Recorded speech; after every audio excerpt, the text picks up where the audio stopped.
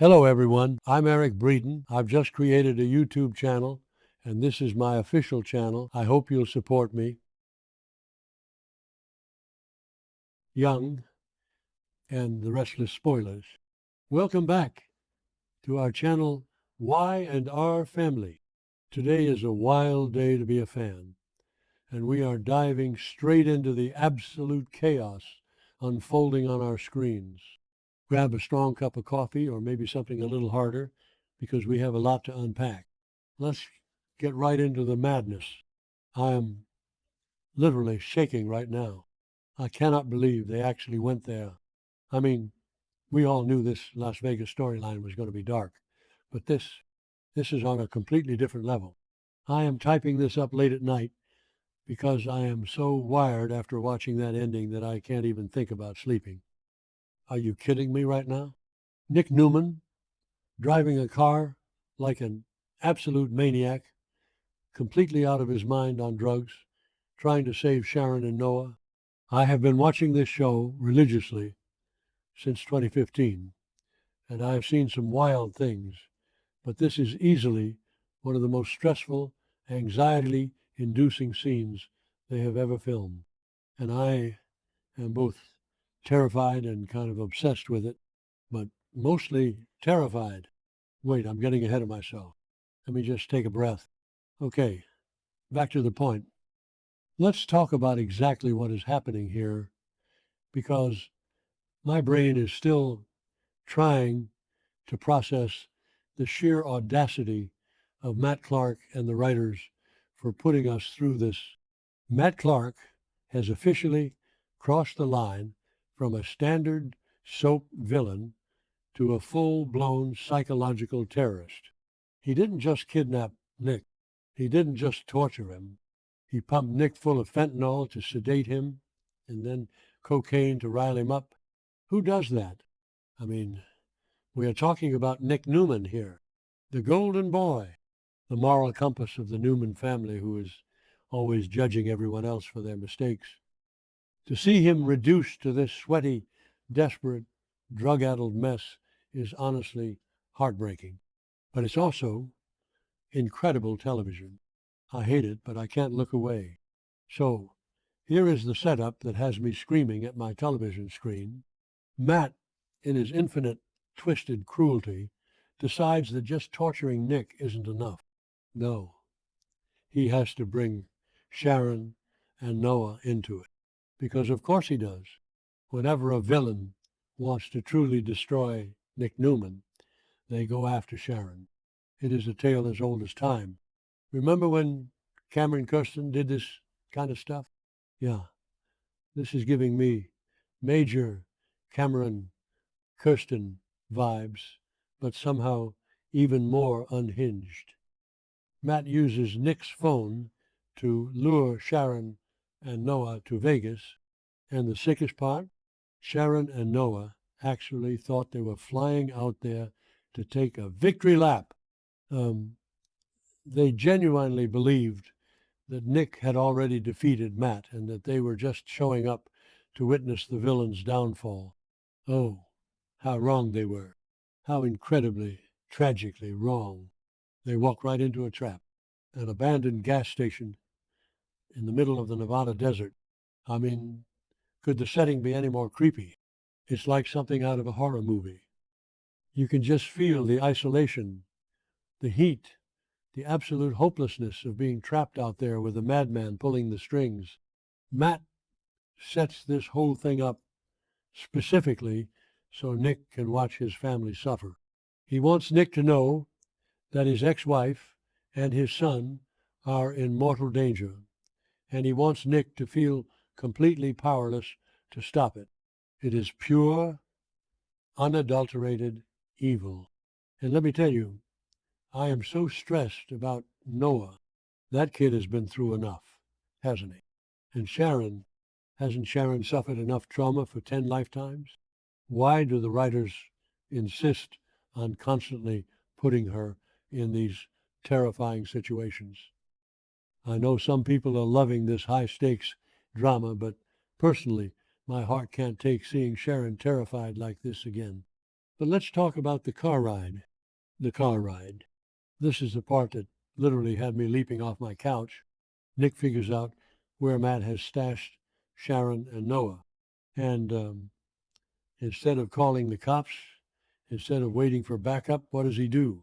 He gets behind the wheel of a car while he is heavily under the influence of a lethal cocktail of narcotics, because he's Nick Newman, and he has this massive hero complex that completely overrides any sense of logic or self-preservation.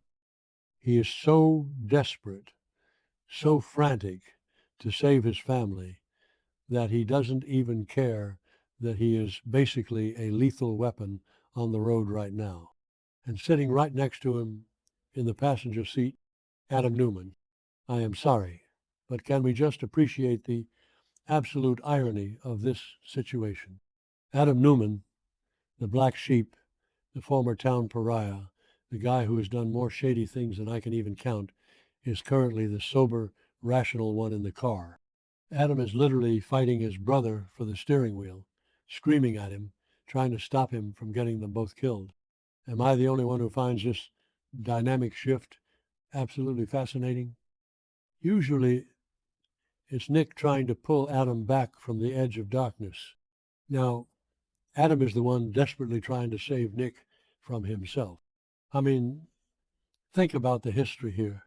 Adam and Nick have hated each other, fought each other, betrayed each other. But in this moment, in that car, Adam is genuinely terrified for his brother. You can see it in his eyes. Adam knows what addiction looks like.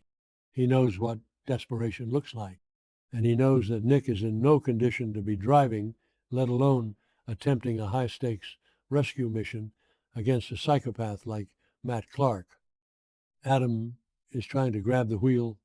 The car is swerving all over the road, and Nick is just laser-focused, his eyes completely wild, completely consumed by the drugs and the adrenaline and the sheer terror of losing Sharon and Noah. It's brilliant, but it's also so frustrating. I was yelling at the screen, Adam, just knock him out. Hit him with something. But Nick is fueled by that cocaine and that frantic need to protect his family, and he is not letting anyone stop him, not even his own brother. It makes me wonder, though, if Adam can't stop him, what is going to happen when they actually reach that gas station?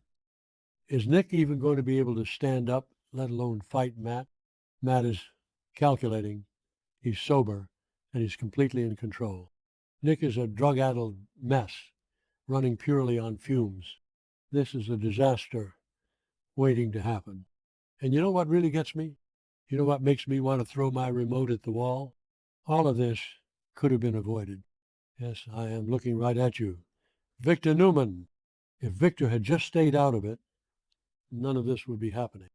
Do you guys remember the whole hostage situation at the Orange Grove? Nick had Matt exactly where he wanted him. Nick was handling it, but no, Victor just had to interfere. Victor always has to swoop in and play God, thinking he knows best, thinking he can control every single variable. He let Matt slip through their fingers, and now look where we are. I swear, Victor's need to control his children is going to end up getting one of them killed. If he had just let Nick drive Matt to the cops back then, Matt would be behind bars, Nick wouldn't be addicted to fentanyl, and Sharon and Noah wouldn't be sitting ducks in an abandoned gas station waiting for a bomb to go off. Oh yeah, let's talk about that for a second. The explosion, the spoilers, and the teasers have been heavily hinting at a massive explosion. And knowing Matt, he absolutely has that gas station rigged to blow. Can you even imagine? Nick pulling up, swerving the car into the dirt, stumbling out, only to see the whole place go up in flames? I will literally riot. If the writers kill off Noah or Sharon, I am done. I am canceling my Paramount Plus subscription, and I am never looking back. Okay, I probably won't do that because I'm hopelessly addicted to this show, but I will complain about it on every forum on the internet. They cannot kill Sharon. She is the heart of this show, and Noah has so much potential, but Matt is just cruel enough to do it. He wants Nick to watch his world burn, literally. I know I'm ranting, but I just have so many feelings about this. Let's circle back to Nick's state of mind for a minute. We need to talk about the long-term implications of this. Even if Nick manages to save them, even if Adam somehow pulls off a miracle and helps Nick take down Matt, Nick is still going to be dealing with a severe drug addiction. You don't just walk away from being forcibly pumped full of fentanyl and cocaine. This is going to change Nick fundamentally. He has always been the guy who thinks he's better than everyone else's demons. He judged Nikki for her drinking. He judged Adam for his crimes. How is he going to look at himself in the mirror after this? I kind of love that the writers are finally dragging Nick through the mud. I know that sounds awful, but it's true. He needed to be knocked off his high horse. But I didn't want it to happen like this. I didn't want it to be this traumatic.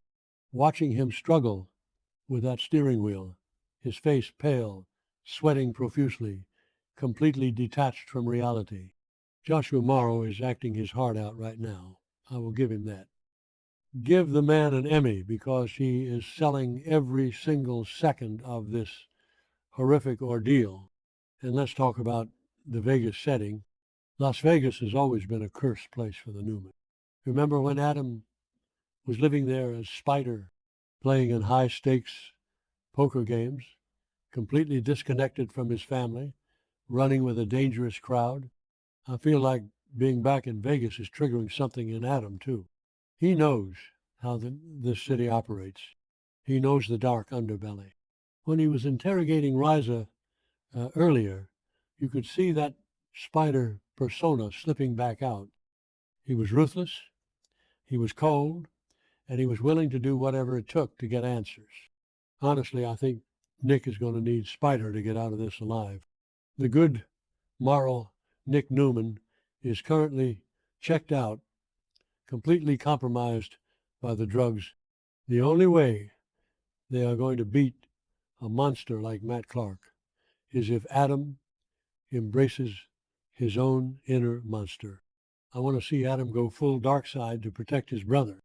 I want to see him use every dirty, underhanded Vegas trick he learned to outsmart Matt. Because right now, Matt holds all the cards. He has the hostages, he has the location, and he has the element of surprise. But Matt is arrogant. That is his fatal flaw. He thinks he has completely broken Nick. He thinks Nick is going to show up as a blubbering, helpless addict. He probably isn't factoring Adam into the equation as much as he should. Matt loves playing these sick games, but sometimes when you play games, you get played. I am just praying that Adam can somehow get control of that car before Nick wraps it around a telephone pole. Because let's be real, driving high at high speeds in the desert is a recipe for a fatal crash before they even reach the gas station. Am I the only one who was holding their breath during that entire driving sequence? The camera angles, the frantic music, the way the car was drifting, it was like watching a train wreck in slow motion. You know it's going to end badly, but you just can't peel your eyes away. I was sitting there gripping my throw pillow, literally shouting at my TV, "Pull over, Nick! Pull over!" But of course he can't hear me. He can only hear the panic in his own head, the desperate need to get to Sharon. It really shows you how deep his love for Sharon still goes, doesn't it? After all these years, after all the other marriages, the affairs, the drama, when push comes to shove, Nick will literally die to protect Sharon. He is risking his own life and Adam's life just for the chance to save her. It's romantic in a very dark, twisted, toxic kind of way. Chic fans are probably losing their minds right now. I mean, it's the ultimate grand gesture, right? I am heavily drugged and might die, but I'm coming to save you. It's peak soap opera drama, and I am absolutely eating it up. Let's actually take a second to think about what must be going through Sharon's mind right now. She is locked in this dusty, dirty, abandoned gas station with her son. She flew out to Vegas thinking she was going to comfort Nick after a victory. She probably packed nice clothes. She probably thought they were going to have a nice dinner at the GCAC when they got home. Instead, she is staring at the walls of a place that smells like old gasoline and despair, realizing that she has been played. Sharon is incredibly smart. She has a degree in psychology, for crying out loud. So she has to know that Matt is playing a psychological game here. She knows Matt wants to break Nick. I can just picture her trying to keep Noah calm, using her therapist voice, telling him that his dad is going to find them, while inside she is absolutely terrified. She knows Matt's history. She knows what he is capable of. It's that quiet, agonizing wait that must be the worst part. Just waiting for the door to open, not knowing if it's going to be Nick coming to save them or Matt coming to finish the job. And the fact that they were lured there by a text from Nick's own phone just makes the betrayal and the fear so much worse. And Noah, poor, sweet Noah. He has always been the sensitive one. He has been through so many failed relationships, so much career drama, and now he is literally a pawn in a psychopath's revenge scheme against his dad. I am so angry on his behalf. Why can't the writers just let Noah be happy? He finally gets his life somewhat on track, and boom, he's locked in a death trap in the desert. If he survives this, and he better survive this, the trauma is going to be off the charts. We are going to need months of therapy scenes. Honestly, just put the whole Newman family in group therapy at this point. They need it more than anyone else in Genoa City. Let's also talk about the specific choice of drugs Matt used on Nick, fentanyl and cocaine. This isn't just some generic sleeping pill soap opera trope. This is gritty. This is real world dangerous. Fentanyl is lethal in microscopic doses. The fact that Nick is even conscious, let alone operating a motor vehicle, is a medical anomaly. He must be sweating bullets. His heart rate must be through the roof. His vision blurring. The cocaine is probably the only thing keeping his eyes open, but it's also making him paranoid, aggressive, and completely irrational. It's a speedball of the worst kind. The writers really went dark with this detail, and I have to applaud them for the realism, even if it makes me want to hide behind my couch. It elevates Matt from a cartoonish villain to a genuinely terrifying, sadistic monster. He didn't just want to kill Nick, he wanted to destroy his mind, his body, and his soul. He wants Nick to arrive at that gas station so broken and so weak that he can't even lift a finger to stop whatever horrible thing Matt has planned. And what about Adam's perspective in that passenger seat? I really want to dive deep into Adam's headspace right now. Adam has spent his entire life feeling like the outcast, the one who does the dirty work, while Nick gets the praise. Nick is the one who gets the company, the approval, the unconditional love from Victor. Adam has always resented Nick's perfect image. But sitting in that car, watching his golden boy brother completely unravel, reduced to a desperate addict fighting for the steering wheel, Adam isn't gloating. He isn't feeling vindicated. He is terrified. I think this is the moment Adam truly realizes how much he loves his brother. Beneath all the rivalry, the corporate backstabbing, the fights over Chelsea and Sally, they are blood.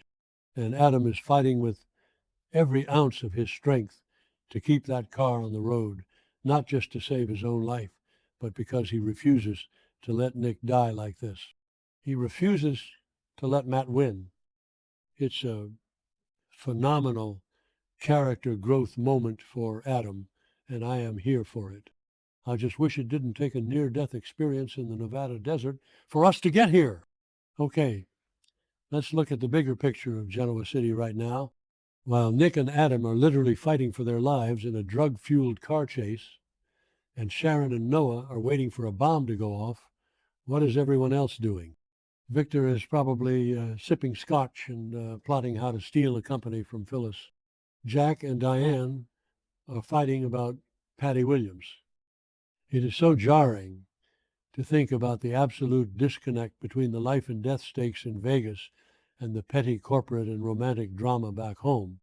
It makes me want to scream at the screen. Victor, your sons are about to die.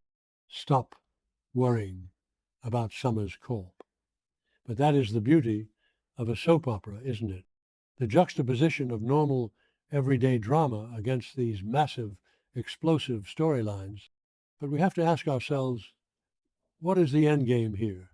Let's say Nick gets there. Let's say he bursts through the doors of that abandoned gas station. Then what? Matt is probably standing there with a detonator or a gun, just waiting to gloat. Is Nick going to tackle him? Is Adam going to sneak up behind him? Or is Matt going to press a button and blow the whole place sky high, leaving us with a massive cliffhanger for the weekend? Knowing these writers, they are definitely going to leave us hanging. They love torturing us just as much as Matt loves torturing the Newmans. I just can't shake the feeling that someone is not walking away from this Vegas trip alive. The stakes are just too high. The buildup has been too intense. You don't introduce fentanyl, kidnappings, abandoned gas stations, and high-speed drug-fueled car chases without a massive payoff. I am terrified for Noah. Noah is the kind of collateral damage that would absolutely shatter Nick and Sharon forever. It would destroy the family, and it would give Matt the ultimate victory. I am literally begging the universe right now, please do not kill Noah Newman. And if they do, Victor Newman better take a long, hard look in the mirror, because the blood will be on his hands. He is the one who let Matt go. He is the one who thought he could outsmart a psychopath without any consequences. Well, the consequences are here, Victor. They are driving down a desert highway, completely out of their minds, heading straight into a death trap. I hope Victor is sitting comfortably in his leather chair at the ranch, completely oblivious to the nightmare his arrogance has unleashed on his children. So, what do you guys think? Am I overreacting? Because I don't think I am. I think this is one of the most intense storylines we've had in years. Are you ready for Matt to finally be taken down, or do you think he's too compelling of a villain to lose right now? I kind of hate him, but I also kind of love what he brings to the show. He actually poses a real threat, but he needs to be stopped before he destroys the entire Newman legacy. Let me know your thoughts, your theories, and your predictions. Do you think Nick will crash? Do you think the gas station will explode? Do you think Adam will have to kill Matt to save everyone? I am going to need to drink a gallon of chamomile tea to calm down before I can even attempt to go to sleep. This show is going to give me an ulcer, I swear. But I'll be right back here tomorrow, glued to the screen, ready to do it all over again, because that's what we do, right? We complain, we stress, we yell at the TV, but we never stop watching. Until next time, stay safe out there, Y&R fam, and keep your fingers crossed for Nick, Sharon, and Noah. They are going to need a miracle.